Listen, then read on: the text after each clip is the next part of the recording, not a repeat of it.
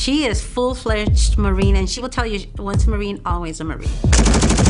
This is a kid who loves rules and regulations, thrived on the military. I was in a Marine for 10 years before the accident.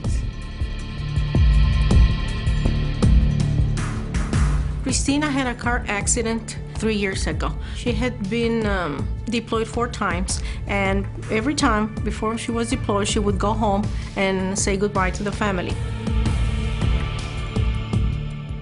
And then I had an accident because of the weather. If there was any one lucky thing, she ended up under the car, but there was an indention in the ground, and she fell into the indention, and the car fell on top of her. I mean, she wasn't broken in pieces. She was there. She was whole, and just because of that lucky indention in the road. There were not many chances of Christina making it. And eventually they told us that she had some kind of pelvic, slight fracture in her pelvis, some broken ribs. They had to induce her into a coma. The only thing that really concerned them at that point was, would she have any brain activity? I was in the hospital for 2 years. After my accident, my first memory is when I was transferred to P-Trip. I was shocked when someone told me what year it was. We have talked about it, Christina and I, and it seems like from 2006 to the first 3 months of 2015, she remembers very little, and that she doesn't remember her 4 deployments, 2 to Iraq, only the first one in 2005, but the second one, 2006 to Iraq, she doesn't remember it. She doesn't remember her 2 tours to Afghanistan in 2010 and 2012. Christina doesn't remember them. She had to relearn everything from brushing her teeth, combing her hair, eating, dressing, sitting. Everything had to be relearned, just like if she was a brand new baby. Hi, I miss you. It means that you have to step in, whether it's comfortable or not, because I had a very comfortable life, and all of a sudden I had to help.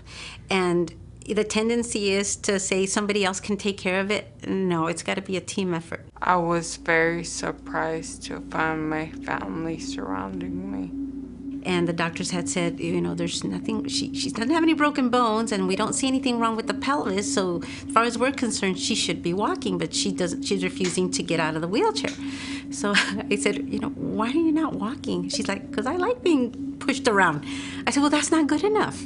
I said, you can walk and you're gonna walk. So I took the wheelchair away, and she had a fit. We had a huge argument that morning, and she refused to get out of bed. I'm not getting out of bed because you need to give me back my wheelchair. I said, well, I'm not giving you back the wheelchair because you can walk. So needless to say, by the end of the week, she was walking. I didn't know what I could do until they made me do it. So that's when I started believing that everything is possible. I stayed for a month, and then we decided she needed some other kind of care, which this is when Ruth came in. Ruth has a more loving nature, a more understanding nature. I'm more like a sergeant, so I was there when she needed that part, and then Ruth kind of took over for the natural part of it. She doesn't just want to do nothing. She wants to get educated. She wants to go back to school. I want to study education in college and become a counselor.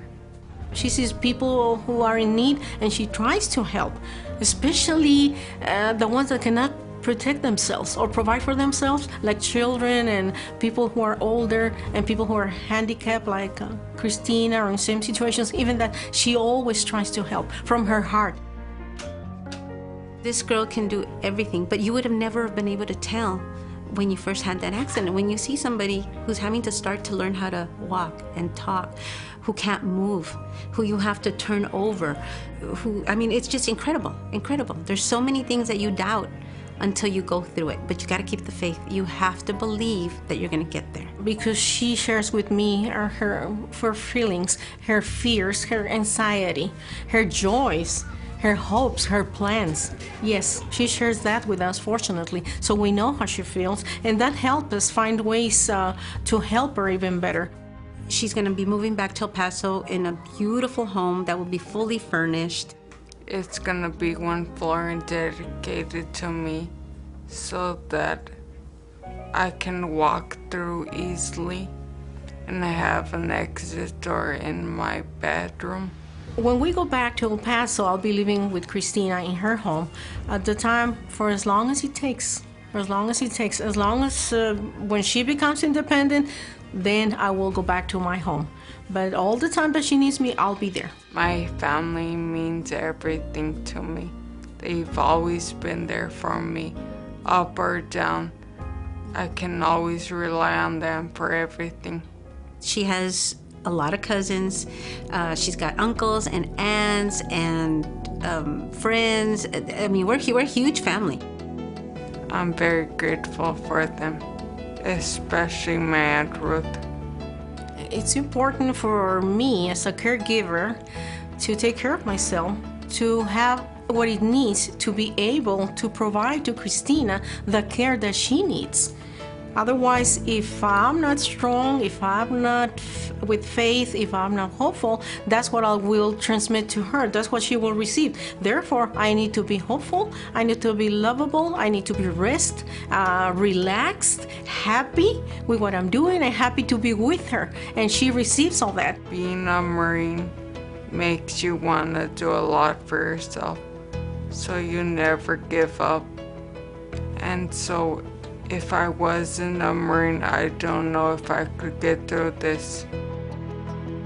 My advice with people who have had a loved one go through this situation, traumatic brain injury situation, is God. My first advice is God. Always pray to God. Be hopeful. Always God. And also family. Always get close to family. First God, then family, and then friends. Ask for help all the time. Ask for help. Ask people to help you and share with them what you need. But yes, faith is my number one advice. Everything makes me happy, especially my family.